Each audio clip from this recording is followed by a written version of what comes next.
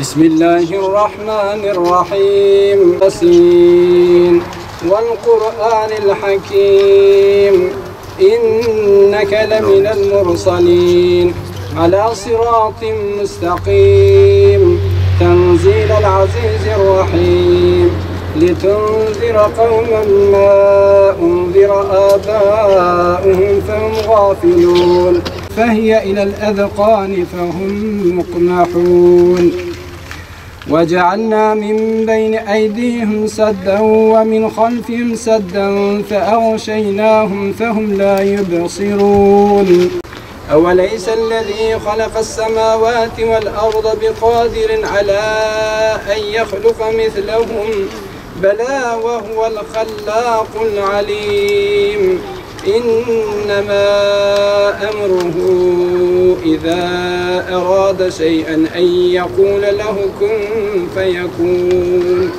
فسبحان الذي بيده ملكوت كل شيء وإليه ترجعون صدق الله العظيم سبحان ربك رب العزة عما يصفون وسلام على المرسلين والحمد لله رب العالمين لله ولروح الشهداء الإسلام والقرآن الفاتحة.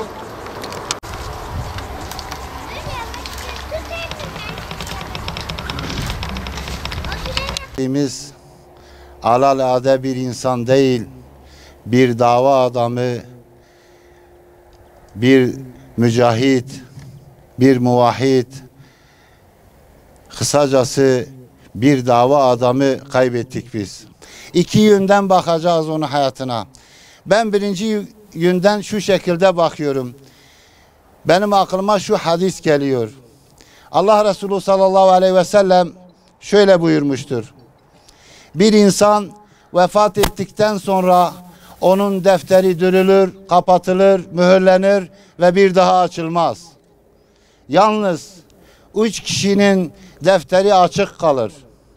Bunlardan birisi salih evlat veya evlatlar yetiştirmiş ise, yani onun salih evladı veyahut evlatları varsa, o vefat ettikten sonra da onun defterine haseneler yazılır ve sonuna kadar, hatta onun çocuklarının çocuklarının çocukları kıyamete kadar devam etse, kıyamete kadar onun haseneleri yazılır. Salih ameller ona da yazılır. Bu birincisi. İkincisi, Resulullah sallallahu aleyhi ve sellem diyor ki, bir insan, yani bir dava adamı veya alim veya biraz bilen bir insan, o bildiklerini, İslam adına bildiklerini aktarmışsa, geriye bırakmışsa, miras olarak birilerine bırakmışsa, yani şöyle bir tabirle bir kitap yazmışsa veyahut talebe yetiştirmiş veyahut dava adamları yetiştirmişse, onlar da olduğu müddetçe, yani onlar yaşadığı müddetçe o haseneler, o salih ameller onun defterine yazılacaktır. Vefat etmişse de defteri açıktır. Bu da ikincisi. Üçüncüsüne gelince, bir kişi sadaka-i cariye diye tabir ettiğimiz bir cami, bir külliye, bir medrese, bir yol, bir çeşme, insanların hayrına, faydasına bir eser bırakmışsa, o eser kıyamete kadar devam etse, kıyamete kadar da ona sevap yazılır. Ya yapmışsa, ya yapımında rol almışsa. Şimdi bu üç hadise bakıp aklıma geldi. Bir de Fesih Hoca'nın hayatına bakıyorum. Fesih Hoca elhamdülillah bir dava adamı olarak geride evlatlar bıraktı.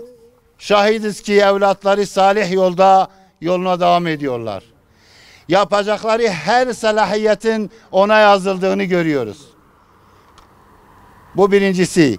İkincisi, Fesih Hoca öyle talebeler yetiştirdi ki, o talebeleri burada anlatmam belki ayıp olur. Çünkü Çınarlılar onu çok iyi bilirler.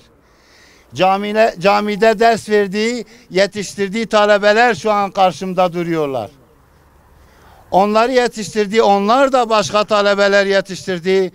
Bu minhalda bakıyoruz ki yine defteri açık, sevaplar yazılıyor elhamdülillah.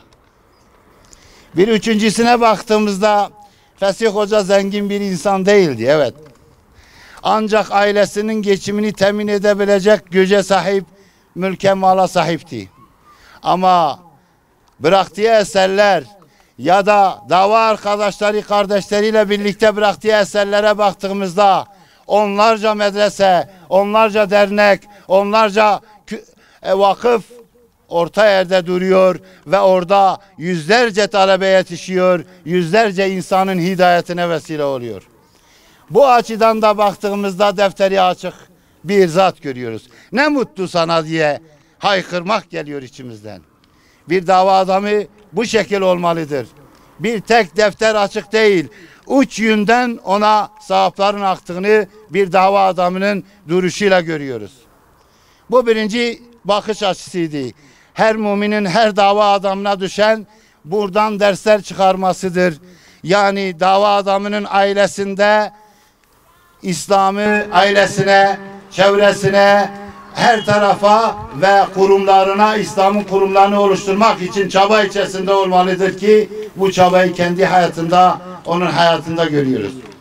Yine bir dava adamı olarak baktığımızda Fesih hocamıza, yani onun yaşantısına, onun vasıflarına, onun evsafına baktığımızda gıpta ile bakmaktan başka bakışımız yok.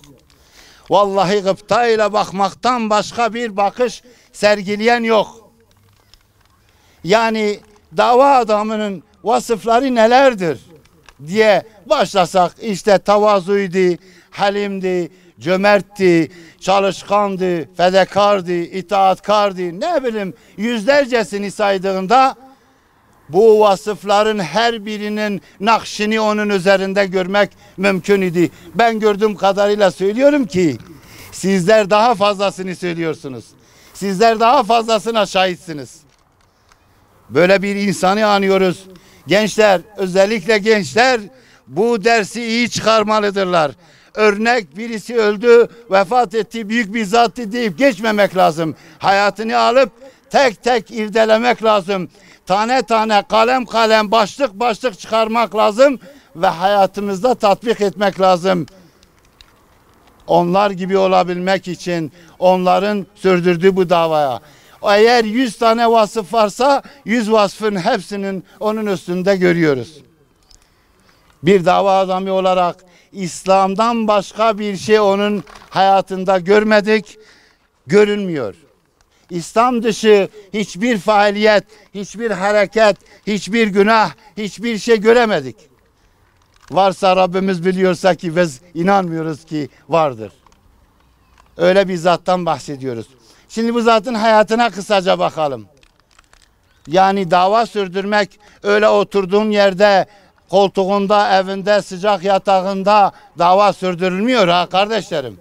Öyle dava sürdürülmüyor. Böyle bir dava adamı yok, öyle bir portre yok. Öyle gösterilmişse de yanlıştır. Genç yaşında, daha liseli yıllarında camiye gidip Kur'an dersi vermeye başlayan bu insanın hayatına kısaca bir baktığımızda neler görüyoruz içinde? Ders veriyor, talebeler yetiştiriyor, her gün bütün vakitlerini o gençlerle geçirerek şu çınar şahit, şu topraklar şahit, şu Ahmet şahittir buna. Ahmet'in köşeleri, sokakları şahittir. Ben de şahidim ve sizler de şahitsiniz. Gençlerin hayatını kurtarması için, İslami bir hayat sürdürmeleri için çabaladığı çabayı onun hayatında görüyoruz. Ondan sonra cami hayatından sonra üniversite hayatı başladı. Diyarbakır'da sokak sokak dolaşıp okul önlerinde adeta tezgah kurup o okulları bozmak için ortaya çıkmışların aksine onları düzeltip hidayetine vesile olmak için liselerin kapısında onu görüyoruz. Camilerde onu görüyoruz. Pes etmedi. O zamanlarda İslam'ın din düşmanlarının saldırılarına maruz kaldı, pes etmedi. Kınayanlar oldu, çevresindekilerin kınamasına, kınayıcıların kınamasına aldırış etmeden devam etti yoluna. Tabii çile çekti, zahmet çekti, belki dayak yedi, belki neler başına geldi ama o davasında kaim olarak devam etti ve ta Rabbine kavuşuncaya kadar.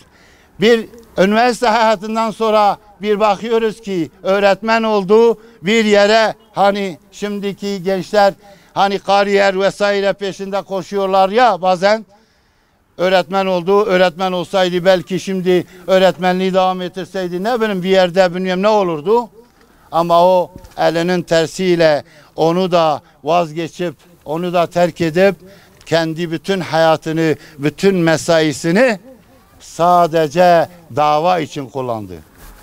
Sadece dava için dünyayı elinin tersiyle bir tarafa itip, maaşı elinin tersiyle bir tarafa itip, dünya bana lazım değil, bana Allah'ın, Rabbimin rızası lazımdır deyip yola koyuldu.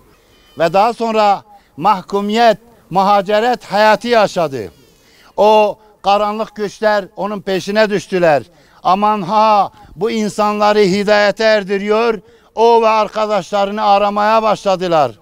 Saklandılar, davasını terk etmediler. Muhacerete gittiler, davalarını terk etmediler. Aç kaldılar, davalarını terk etmediler. Ve daha sonraki bir süreçte görüyoruz ki onu yakaladılar. İşkencehanelerde günlerce bir gözaltı vesaire şimdi bir gün falan sürüyor ama o aylarca gözaltılarında, işkencehanelerde her türlü işkencelere maruz kaldı. Her türlü işkencelere maruz kaldı Fesih Hoca. Ama pes etmedi, vazgeçmedi. Hiçbir yere, hiçbir zaman o işkencehanelerde onlara boyun eğmedi. Ve onu alnının akıyla belki de bazı organlarını kaybederek oradan çıktı. Ama dinini, imanını, davasını, İslamiyet'i, Kur'an'ı düşürmedi. Onun gördüğü işkenceler insan anlatamaz, kitaplar anlatamaz. Evet, belki biliyorsunuz daha sonraki yıllarda 2 böbreğini kaybetti. Nakil bir böbrekle hayatını sürdürmeye çalıştı ama davasını bırakmadı. Davasında zindan göründü. Yıllarca hapishanelerde ilim tahsil etti. Ve ders aldı, ders verdi. Zindanları Gülistan'a çevirdiler ama vazgeçmediler hayatlarından. Başladıkları bu davanın hak olduğuna inandılar ve hak olarak inandıkları bu davada ömürlerini ona feda ettiler. Hayatlarını feda ettiler. Her şeylerini feda ettiler. Böyle bir hayat sürdürdü. Böyle bir sürdürdüğü bu hayat sonuna kadar inşallah cennete varıncaya kadar devam ettirdi. Daha sonraki yıllarda yine sahada, cezaevi sonrası şehir şehir dolaştılar. Köy köy dolaştılar. Kasaba kasaba dolaştılar. Bu davayı tekrar kaldıkları yerde devam edip idame ettiler. Bizlere, gençlerimize, çocuklarımıza kadar ulaştırdılar. Evet, güzel kardeşlerim, kısaca da hayatı bu şekilde devam eden şehit diyorum ben kendisine. Ben bu kardeşlerime affınıza sığınarak kendi içimden, gönlümden geçtiği için onlara şehit diyorum. Çünkü ben şehit olduklarına inanıyorum. Eğer sen gözaltında, işkencelerde organlarını kaybedersen ve o kayıp organlarla yarım adam olarak dolaşırsan, virüsler, mikroplar sana musallat olursa, seni öldürürlerse sen zaten şehitsin. Sen o zaman kaybetmişsin. Sen işkencelerde şehit düşmüşsün zaten. İnşallah Rabbim de bu sözümüz üzerine onları şehit olarak yanına almış, onu şehit olarak almış yanına ve cennetine koymuştur. Güzel kardeşlerim, davaları buydu, hayatları buydu, yaşantıları buydu ve sürdürdükleri işleri buydu. Biz de bu işlerinden kendimize paylar çıkaracağız ve yollarını takip edeceğiz ve diyeceğiz ki evet, sen hastaydın. Hasta yatağındaki manzarasını hepiniz hatırlarsınız. Yanında kalan refakatçi kardeşimiz her fotoğraf karesinde ya secdede, ya kıyamda, ya abdestte. Doktorlar şikayet ediyor. Bu adam hareket etmemesi lazım. O diyor ben namaz kılacağım. Ve sonunda onu çağırdılar. Onu yerin göğü sahibi olan Allah çağırınca lebbeyk dedi. Önceki dostları gibi, Seyda Embala Said gibi, Muhammed Sudan gibi, Şeyh Selahattin gibi, rehberi gibi onlara doğru uçarak gitti bu fani dünyadan ve bize de miras olarak bu davayı bıraktı. Bizler de diyoruz ki inşallah, öyle diyoruz, nefesimiz tükeninceye kadar, son nefesimize kadar sizleri ve davanızı anacağız, anlatacağız ve bu yolda devam edeceğiz inşallah. Rabbim hepinizden razı olsun. Fazla bu sıcakta ayakta tutmayayım. Onu saatlerce anlatsak, sırayla hepimizi bu mikrofona çağırıp anlatmaya çalışsak anlatamayız. Onları anlatmak zordur. Ancak onların davasını yaşarsak anlayabiliriz onları. Rabbim bize onların davasını yaşamayı nasip etsin bize. Ya Rabbi, sen bu kardeşimizi ve kardeşlerimizi yanına aldın. Cennetine koy onları. Cennetinde makamların en yücesini yüceltebildiğin kadar yücelt ya Rabbi.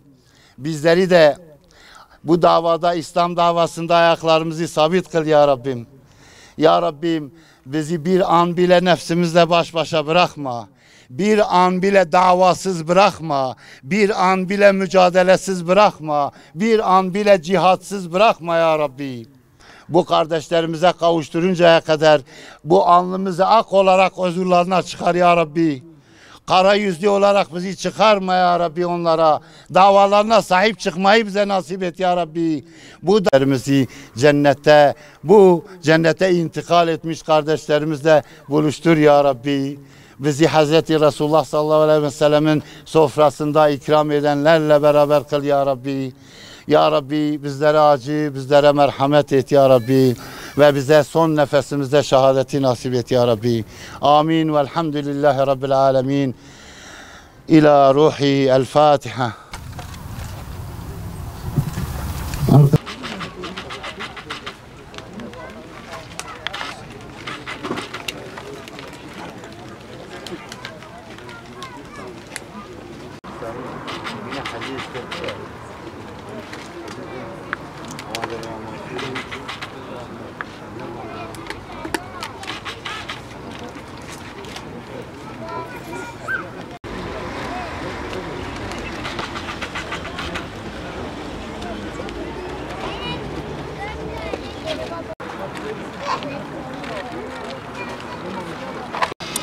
Hasan, sana Mustafa abi.